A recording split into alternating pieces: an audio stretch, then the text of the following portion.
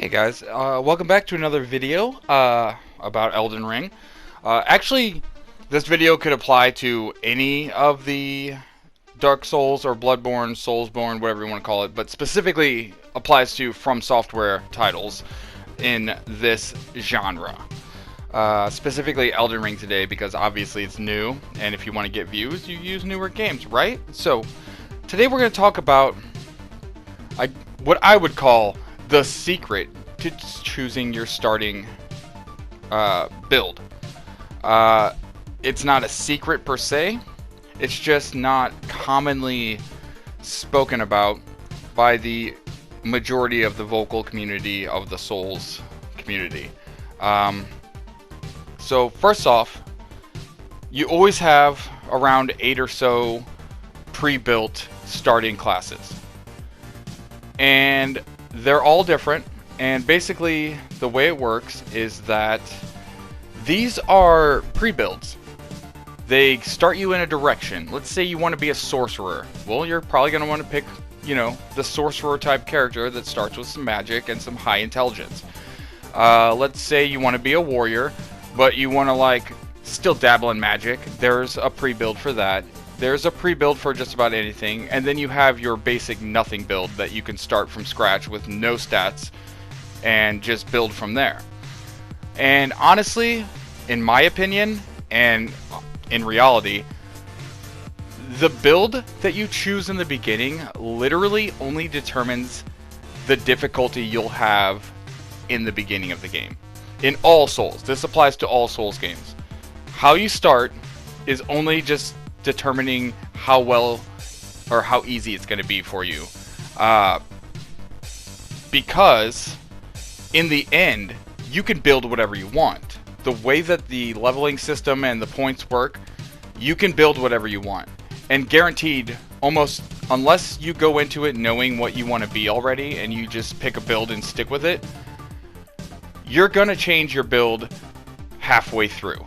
Or within a couple hours or days, you're going to be like, oh, I want to use this giant sword I got, or oh, I want to use this spell I just got, but I don't have the points for it. And you can build it however you want. As far as how high of a level you can reach, it's not a normal RPG. Typical RPGs cap you at 99 or 100, or even 75 sometimes, and say, that's it. Not Dark Souls, not Elden Ring, not From Software. I've had characters up to 175, level 175 and still going. I've seen higher leveled characters. I'm not the keeper of all From Software lore and knowledge, so I don't know what the actual hard cap is. But as far as I'm aware, there may not be an actual hard cap, and you can build whatever you want. And that's always been the case in the Souls series, is the starting class you build only determines how easy it's going to be. If you want to have an easy time, if you're new or you like it to be, fun but not super difficult, go with something with range. You want a sorcerer, you want something that has some magic and some range, and you're going to have easy work for the first, up to the first boss at least. Or in this case, it's different because it's an open world, so you might, go the wrong way and end up way under leveled in an area you shouldn't be in. But for the most part, the typical rule of thumb is sorcery and range is easy mode for beginning. Otherwise, like I said, it doesn't matter because you can build whatever you want. So if you're looking at all these classes and you're like, I kind of like this one or that one, but I want to be able to do this or that, you'll be able to do whatever you want. Don't worry about it. The main focus, like I've said several times now, is that this just determines how hard it's going to be when you start. So really think more about what you want to end up doing. If you have no idea, what's in the game and you don't know what you're going to build towards, then pick whatever you want. Pick the coolest looking character. I actually went with the Confessor for my first playthrough just because I liked the way he looked. He's basically the Faith build. And I literally, before this game started or came out, I did a couple run-throughs of Dark Souls 2, and I played a Faith build because I never played a Faith build before. And I ended up actually liking it, so I kind of went with that for this one. But it doesn't matter because now, like, you know, I'm like 60 hours in, and now my build is like a jack of all trades all over the place. And it really depends on how you want to build your character. And that's the great thing about Souls, is that, like, even though a lot of the community will make it feel like you have to play a certain way or, you know, focus on a certain thing, you don't. You can do whatever you want. For the most part, as long as you get enough levels and points, you can build whatever build you want, use whatever weapons you want. And, as in most RPGs, as in the previous games, and even more easier and simpler to do in this one, you will have the ability to respec your character and remove, you know, reallocate your points.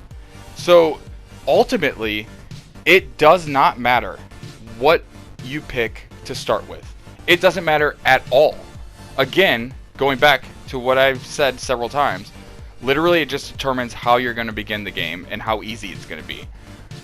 If you pick a character and you find yourself struggling through the first, you know, through the game, maybe you have a bad start and you need to go start a new character and choose a different class. If you're having trouble, I always suggest Sorcerer. It's a pretty much a common knowledge among From Software fans or Souls fans that Sorcerer is the OP easy mode, whatever you want to call it. Like, a hardcore Souls player might scoff at you for choosing a Sorcerer to begin with, but me, an adult who enjoys games for the sake of gaming and the ability to play the game the way it's meant to be played, I say do whatever the hell you want because they gave you that option.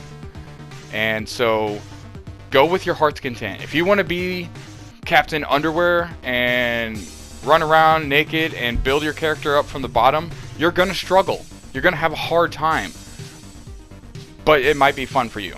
I don't know. That's usually in the typical fashion, that's like late game, second playthrough, third playthrough. I've beat the game and done everything I can.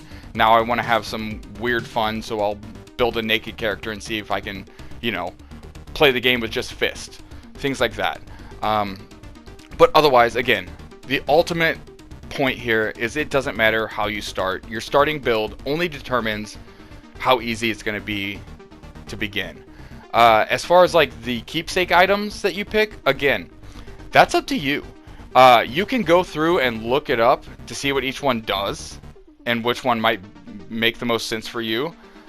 Personally, I went with the ashes because ashes are like spirit summons, and I didn't know if that was a unique one or not, so I just wanted to start with that.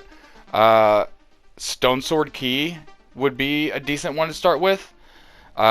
You can also buy those and find those everywhere. There's a few...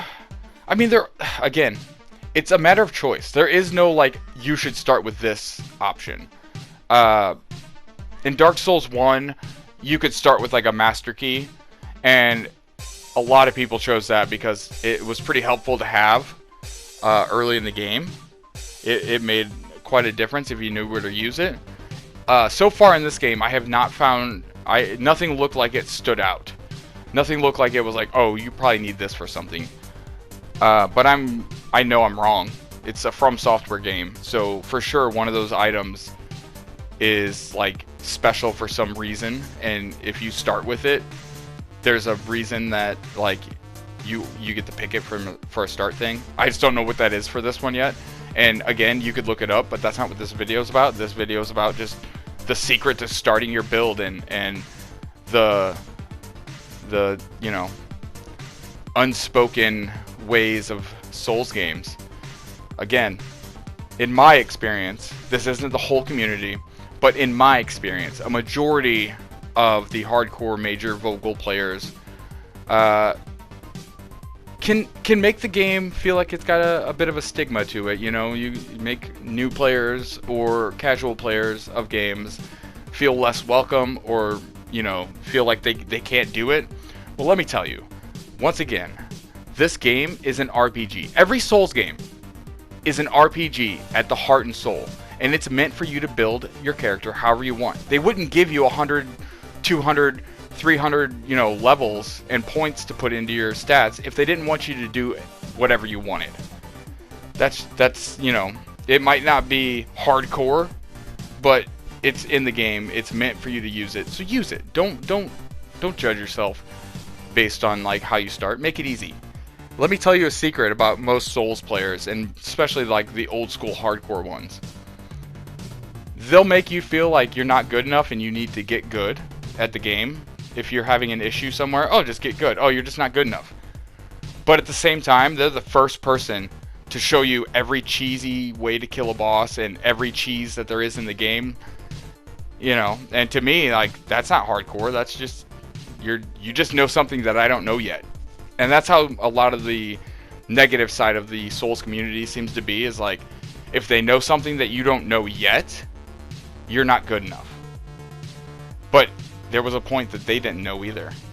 So, and then it's also such a narrow-minded way to look at any kind of game when you're given such a huge, you know, plethora of options and scalers and things to manipulate and points to put into here and there and all these weapons and all these things you can do and use. It'd be ridiculous if you thought that they only wanted you to do it one way. So be free, have fun, build the character you want to build, and on top of that, if you're new to the genre in general, I guarantee you, before you finish your first playthrough or get to your third boss, you will be either already changed your playthrough build, already thinking of new ideas, like, oh, I want to work towards this. Like, you won't get very far before you start getting ideas about how you're going to build your character, and it will be different than the way you started. So, for the last time, I reiterate, your starting build determines only how easy or difficult you will have time you will have when you start the game. And depending on what you want to do, you know, you can, like I said, if you know you want to use magic, well, obviously you're going to want to start with a magic build, so you have a little leg up in that area. If you know you want to be a sword wielder, then, you know, pick the class that best represents that. But know that you can, and most likely will at any point in the future, be changing that based on some item or other thing that you get that you know, you can't use but you want to. So just keep that in mind. Have fun. If you're new to this genre, you pick the best game, honestly, and you're going to hear it a lot, but you pick the best game to start with. Like, you don't even need to go back and play any other games except for Bloodborne because it's the best one. You don't need to go back because, honestly, like, this game encapsulates all of the best things about all of the Souls series and what makes it great. Now, obviously, you should go back and play them if you really like this game and you're like, oh, I'm into this company and this game, I want to play the others now. For sure, do it. But my point is, if you start on Elden Ring, it's the ultimate Souls experience. You don't need to go anywhere else. But again, you should definitely play Bloodborne because it's the best one, in my opinion.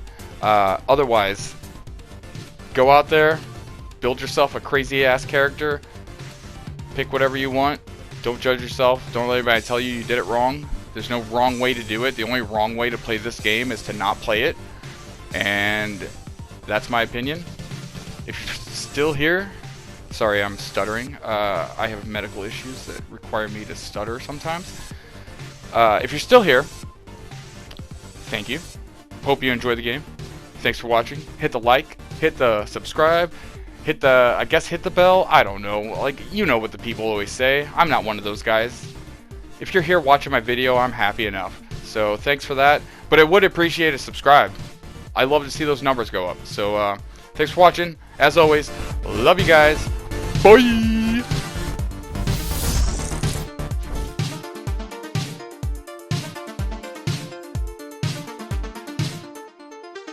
What are you waiting for? Subscribe, bitch.